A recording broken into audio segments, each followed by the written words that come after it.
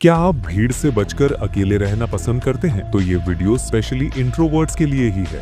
अक्सर दुनिया ऐसे लोगों को लोनली या एंटी सोशल समझती है, लेकिन सच्चाई इसके ठीक उलट है। दुनिया के सबसे सक्सेसफुल लोग, वो जीनियस जिन्होंने इतिहास रचा है, उन्होंने अपनी जिंदगी का एक बड़ा हिस्सा बिल्कुल अकेले बिताया है। ये जो आइसोलेशन का वक्त आप जी रहे हैं, ये कोई सजा नहीं है, ये आपका इंक्यूबेशन पीरियड है। क्योंकि आज हम बात करेंगे कि कैसे ये खामोशी आपको दुनिया का सबसे पावरफुल इंसान बना सकती है। अकेलेपन का मतलब ये नहीं है कि आपके पास कोई है ही नहीं। इसका असली मतलब ये है कि आप खुद के साथ इतने कंफर्टेबल हैं कि आपको किसी और के वैलिडेशन की जरूरत नहीं है। जब हम पैथोलॉजी की नजर से देखते हैं तो आइसोलेशन का एक फेज हर बड़े बदलाव से पहले आता है। ये वो वक्त होता है जब एक इंसान अपने पुराने वर्जन को पीछे छोड़कर एक नया वर्जन क्रिएट करता है। सक्सेसफुल लोग अक्सर इस फेज से गुजरने का चुनाव करते हैं, क्योंकि उन्हें पता होता है कि भीड़ में रहकर कभी भी डेप्थ नहीं मिल सकती।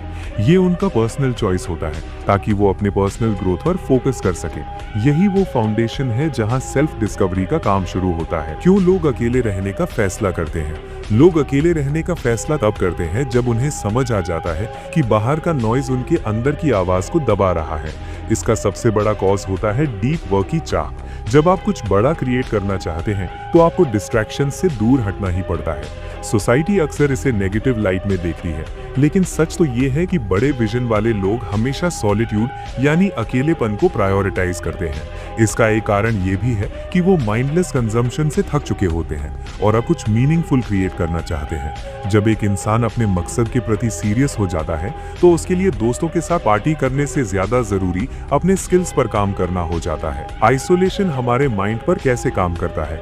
जब आप अकेले होते हैं तो आपका ब्रेन एक अलग लेवल पर ऑपरेट करने लगता है। इस मैकेनिज्म को समझना बहुत जरूरी है। सॉलिट्यूड आपकी क्रिएटिव थिंकिंग को एनहांस करता है। जब बाहर का इनपुट बंद हो जाता है तो ब्रेन अपने इंटरनल रिसोर्सेज को यूज करना शुरू करता है। इससे नए आइडियाज जनरेट होते हैं, लेकिन इसका एक चैलेंज भी है। मास्टर योर माइंड वाला पार्ट यहाँ सबसे क्रिटिकल है।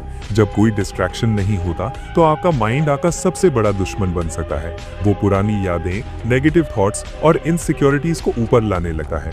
यही वो पॉइंट है जहाँ नेगेटिव थॉट्स और डिप्रेशन का खतरा बढ़ जाता है। अगर आप इस वक्त अपने माइंड को कंट्रोल नहीं करते तो ओवर थिंकिंग आपको अंदर से खोखला कर सकती है।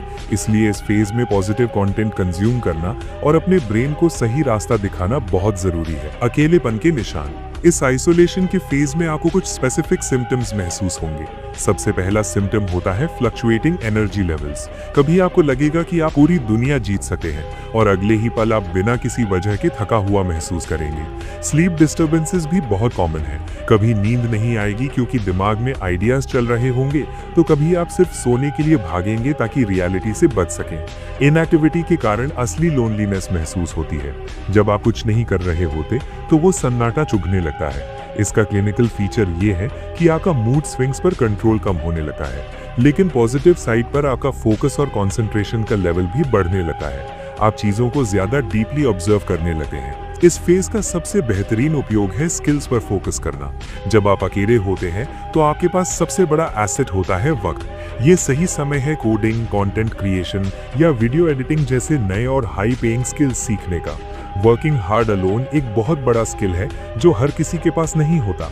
ये आपको सेल्फ डिसिप्लिन सिखाता है। जब कोई देखने वाला नहीं होता तब भी काम करना ही असली कैरेक्टर है। इस वक्त आपको मोटिवेशन की नहीं बल्कि डिसिप्लिन की जरूरत होती है। हार्ड वर्क इन साइलेंस आपको एक ऐसी मजबूती देता है जो भीड़ में कभी नहीं मिलती। जब आप कोडिंग या किसी कॉम्प्लेक्स स्किल में डूब जाते हैं तो वो लोनलीनेस अपने आप प्रोडक्टिव सॉलिट्यूड में बदल जाती है। एलिमिनेट डिस्ट्रैक्शंस और एम्ब्रेसिंग फेलियर्स। आइसोलेशन का एक बड़ा फायदा ये है कि ये डिस्ट्रैक्शंस को नेचुरली एलिमिनेट कर देता है। सोशल मीडिया नोटिफिकेशंस या फालतू की बातें आपके फोकस को तोड़ नहीं पाती, लेकिन इसी रास्ते में फेलियर का डर भी लगता है। हम अक्सर फेल होने से डरते हैं, लेकिन ये वीडियो स्ट्रेस करता है कि फेल होना प्रॉब्लम नहीं है, असली प्रॉब्लम है कोशिश न करना। जब आप अकेले काम करते हैं तो आपके फेलियर्स भी प्राइवेट होते हैं। इसका मतलब है कि आप खुलकर एक्सपेरिमेंट कर सकते हैं। बिना किसी के जजमेंट के डर से आप नए तरीके आजमा सकते हैं।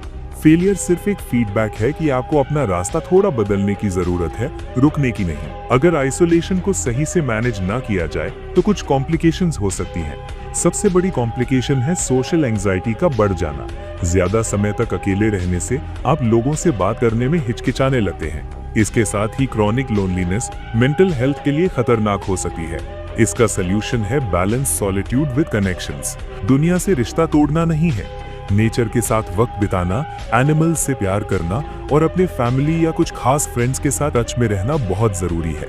ये कनेक्शंस आपको जमीन से जुड़े रहने में मदद करते हैं और आपको डिप्रेशन के अंधेरे से बचाते हैं।